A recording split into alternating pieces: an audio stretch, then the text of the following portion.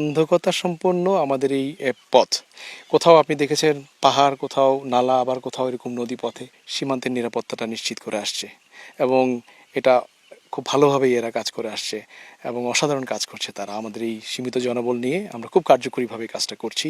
প্রতিটা সদস্য এর জন্য নিজেদেরকে খুবই গর্ববোধ করে এবং তারা সদা সচেষ্ট যেন নিশ্চিত নিরাপত্তাটা নিশ্চিত করা যায়, দেশের মানুষ যেন নিরাপদে থাকে। 8 কিলোমিটার নদীপথ সহ ফেনীর ভারতীয় সীমান্তের 102 কিলোমিটারে 17টি বিজিবি ক্যাম্প রয়েছে।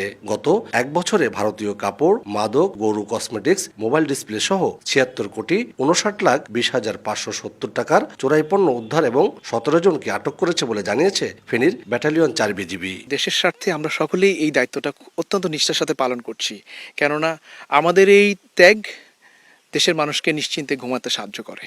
এবার পূর্ব থেকেই আমরা অত্যন্ত সচেতন অবস্থায় আছি।